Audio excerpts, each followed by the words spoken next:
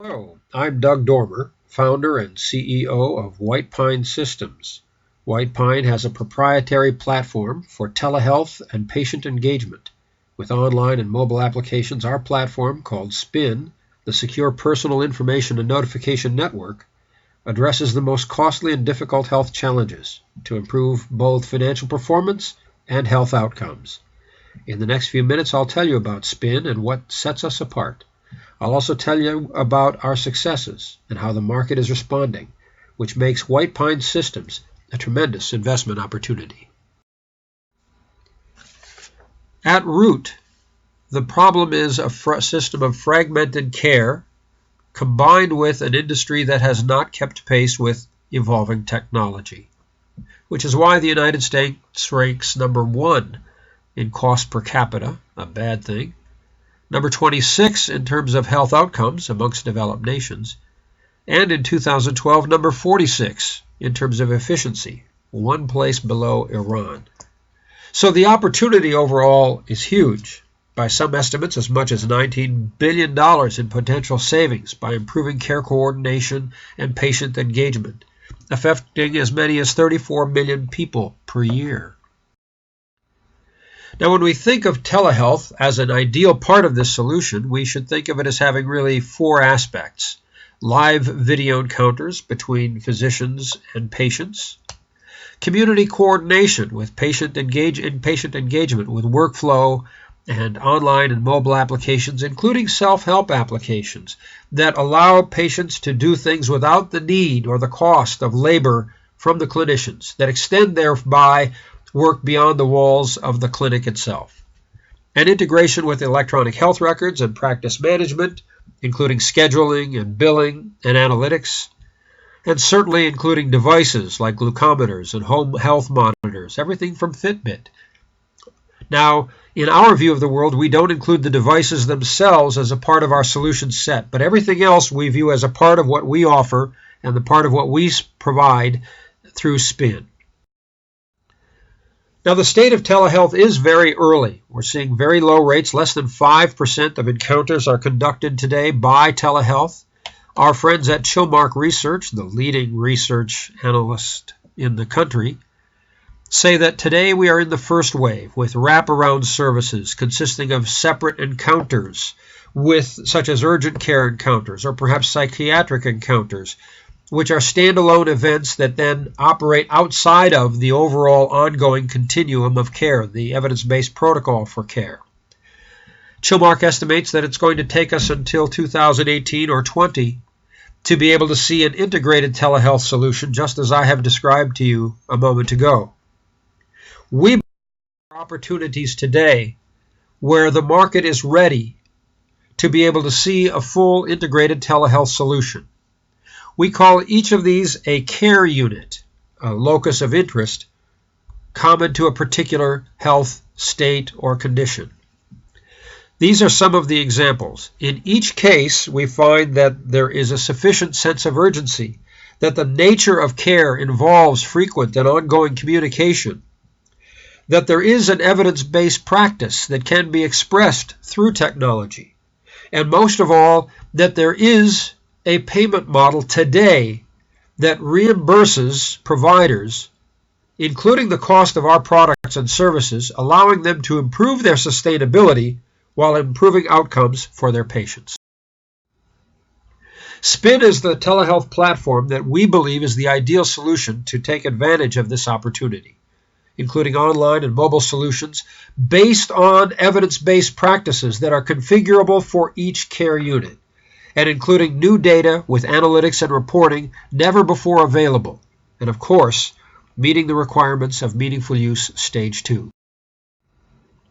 Now, when we think of this patient engagement process, we're thinking not of a single step or a small application, but through the entire process, from engagement all the way through population health, efficiency, and profitability. Each piece carefully linked to the next, and each piece carefully integrated through our platform to existing technologies and existing solutions such as the electronic health record. This is a look at vRecover, the Recovery Engagement Center for Centerstone of Indiana. Centerstone is the largest nonprofit, community-based behavioral health care organization in the nation. We started with them in 2012 with this, a substance use care unit, and this is the public page from that includes blog entries and ongoing discussion boards and request an appointment and live discussion, as well as all of the things you would expect and resources from a public page. Behind that, behind the wall where patients and providers log in, are two more sets of views of the applications. On the left is a coach's view, showing new data about what the patient is doing, captured by the patient outside of the walls without the intervention of the coach. On the right are a set of landing tools and dashboard tools for those particular care units that individual has chosen to help him manage his goals and stay in touch not only with his clinicians but with others who are following the same recovery and treatment path. And of course, we have mobile variations of these solutions. I'm pleased to say that we are soon to add a new set of online games and self-management tools using a platform initially configured for brain injury. Wonderful opportunities to extend that SPINN platform. This is a look at the results that we've seen in one of our groups. This is for a Substance Abuse and Mental Health Services Administration grant, a group of people in recovery. So this is specific to recovery, but we can do this kind of thing with really any condition. In this case, we're tracking three variables, what are called recovery factors, protective factors, that's the blue line, risk factors, the red line, and then a net position of how people are doing. We can see over time how the system is working to demonstrate improved outcomes for these people. Now, it's not just a matter of looking at the overall population in terms of their progress. We also can identify patterns that are important to the internal operating efficiency of the organization. In this case, we see on the top that at milestone 5, that there was a dip in the interaction, that on average the population had a decrease in protective factors, an increase in risk behaviors, resulting in a net decrease in their overall population pattern. And for those that made it through that, a continuing improvement thereafter. When we called this to the client, the comment was, well, we know what it is, we've just never been able to see it or visualize it before. 6 months later, we could see that they were able to address that and pretty much eliminate that behavior pattern. Very powerful things, which is why the state of Indiana allocated additional money to expand this program across Indiana. We've seen significant improvements in operating efficiency and also not only the rate of relapse, but also the rate of recidivism, the rate at which people are engaged in criminal justice, which so many of these folks are involved with. So how do clients measure return on investment? The biggest, clearly, element is simple profitability by having revenue and a net margin under new Medicaid and insurance payment models that more than covers the cost of the technology and the solution and allows our clients to make money from day one by using SPINN. It also improves operational efficiency, which means they can do more with the same levels of staffing. And of course, it improves outcomes, whether or not they are, in this case, outcomes relating to addiction, or whether they're outcomes relating to other health conditions or other behavioral conditions. And all while meeting the requirements of Meaningful Use Stage 2. Now, competition is a tough thing to look at for a moment because no one offers quite the combination of solutions that we offer today. We compete sometimes with patient portals from the major EHR vendors. We also compete sometimes with video telehealth providers, most of whom, as I say, are focused on the urgent care and the consultation kind of a model. And we compete against independent patient portals as well as personal health records. The key discriminators are around the complete telehealth solution, that all pieces are integrated into one solution, a novel idea in today's market. But more than anything, the ability to have a solution that is configurable for specific health conditions, our care unit model. These, combined with very favorable pricing and lowering the cost, give us a significant and sustainable competitive advantage. Now, the market for telehealth solutions is huge. The overall market is estimated to be $2.4 billion, but that includes services as well as technology. Some of the analysts expect that the technology component by itself will be a billion-dollar market by the end of 2018. We look at what we provide, and we think it's about a $260 million market by looking at the specific care units I showed you earlier, the number of providers in those care units, the number of clients, and the ongoing cost opportunity, the ongoing number of sessions and interactions that apply. Within that, we are focusing on immediate sales, and we believe we will have $15 million in revenue for our piece of this technology by 2018, and will be past $20 million by the end of 2019.